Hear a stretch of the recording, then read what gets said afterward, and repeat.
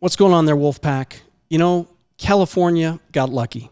Hurricane Hillary turned out to be just a giant tropical storm, and I'm grateful for that. But it's also a wake-up call for the residents of the Golden State that disaster can strike at any time, though it may be unlikely, and you need to be ready. And it's a reminder for all of us that disaster can strike at any time, and we need to be ready. But for now, thankfully, it's just some flooding, a couple mudslides, power outages, a little debris, some cleanup, recovery that's going to take the rest of the week, and they're going to be out of it and back to life as normal. Like I said, California got lucky. But what if they hadn't? And what about next time? Because the fact is, right now, next time is the only time that matters when it comes to being prepared. Whether it's hurricanes in California, or hurricanes in Florida, or fires in Hawaii, tragic though it may be, or ice storms in Texas, or earthquakes in Washington, tornadoes in Missouri, you name it. The very nature of disasters is that they come without warning. And the fact is that they've been coming without warning more frequently and with more intensity than ever before. And look, I'm not even counting the man-made disasters like we saw earlier this year with that train derailment and that chemical spill in East Palestine. And don't forget that a lot of fires are actually man-made too. So we call them wildfires, but they're man-made wildfires. Maybe they happen with a power line that snaps or somebody carelessly flicks a cigarette butt. You know the deal. So the fact is this, just this year, according to NOAA, there have been 15 confirmed weather or climate disaster events with losses exceeding $1 billion each that have affected the United States. And these events, here they are, they include 1 flooding event, 13 severe storm events, and 1 winter storm event. So overall, over 113 people have died, and there's been significant economic impact to all these areas. Now, here's the other thing. In the period of 1980 to 2022, the annual average disaster was 8.1 events that exceeded that billion. And that's based on an equalized dollar number equivalent to today's dollars, so 8.1. And the average annual for the most recent 5 years, 2018 to 2022, is 18 events. So again, we're already at 15 this year. And that doesn't include the wildfires that just happened in Maui or Hurricane Hillary, because this report was at the beginning of July. So think about it. We're at, let's just call it 17. We know that Hurricane Hillary or Tropical Storm Hillary and the Maui wildfires, they are horrible. They're absolutely horrible, and they're going to be well in excess of $1 billion, not to mention the extraordinary loss of life, especially in Maui.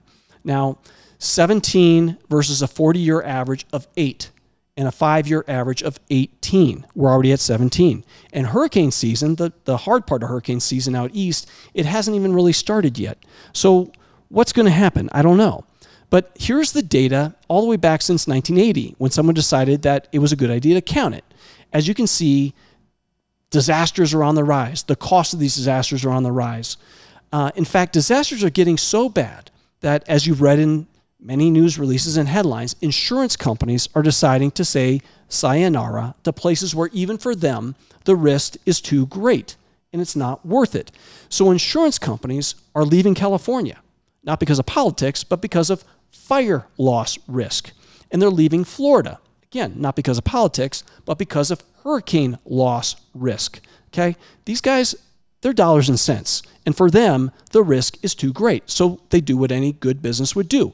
You say, I don't want that business and I'm going to go elsewhere. But that leaves homeowners like you and me scrambling to find alternatives. And as a result, we will always pay higher rates because the market has just gotten smaller. The providers have just gotten fewer. So as a result, we're going to pay higher prices. We're going to pay higher rates. All right. So the question is, why is the frequency of natural disasters increasing? And like a good head-nodding, numb-minded citizen, I turn to our government for answers. And here's what they have to say at climate.gov. And I quote, "The number and cost of weather and climate disasters is rising due to a combination of population growth and development along with the influence of human-caused climate change." So there you have it, direct from the mouth of our government. You, my friends, and me, my friends, are the cause of both weather and climate disasters. Thank you very much, you inconsiderate bunch. Now, as you know, I'm joking. So what are you to do?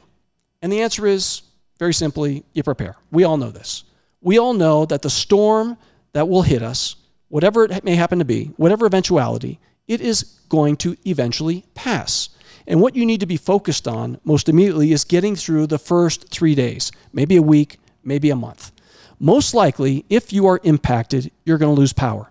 So you need to have plenty of water, potable water, right? And have plenty of shelf-stable food, cans of stuff, emergency food, you know it. You know which one I like, by the way, right? Have a camp stove. I'm telling you, a warm meal or a cup of coffee that's nice and hot is going to lift your spirits, and it's going to get you through those difficult days. Now, if you can afford it, get a generator. Get one with some jerry cans of fuel that are nearby so you can keep that thing running and maybe help preserve a little semblance of civilization at your home. Okay, or wherever you may happen to be. Have multiple light sources, lanterns. I love headlamps, okay? Nice and easy, hands-free. Candles, okay? Be ready for adverse weather. Have some wool blankets. They do the best in extreme weather, right? When they get wet, you can dry them out. They take on water very, very well, and you're not going to end up like a soaked cat, okay? Get some coats, extra clothing, something to make a fire.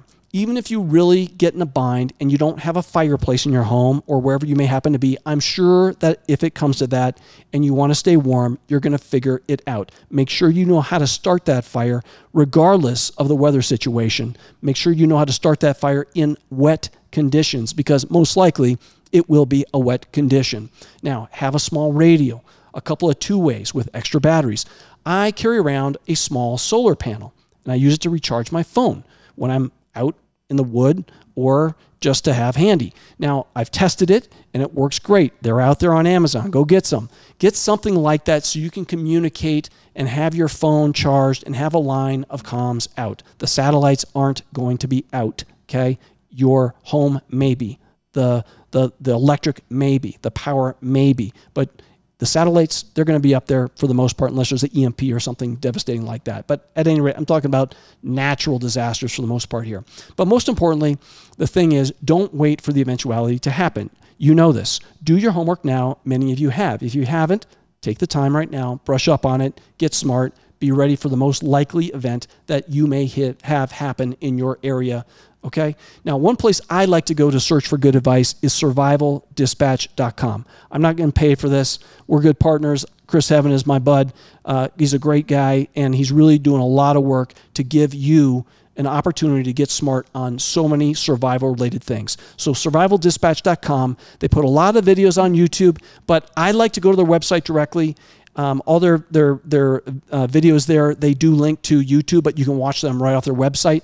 And the nice thing about the website is you can very easily and quickly search topics and get great advice from proven, very smart experts. And he's got a great network of them. So check him out, all right? survivaldispatch.com. Okay, Wolfpack, I know it's a short one. It's not doom and gloom necessarily, but I appreciate you being here, checking in with me anyway. I really do. Do me a favor, of course, hit the like button and drop your thoughts below. Even if it's just a hi, really. Even if it's just a hi, I love to see the community say hi. I read them, your comments. I read them all. I answer them. Do me a favor, share the video with someone you love. Help them get ready. Help them think about their situation and what might be coming down the pike for them to get ready. Okay, until next time, Wolfpack, be ready, be strong, be alert, and above all, keep on prepping.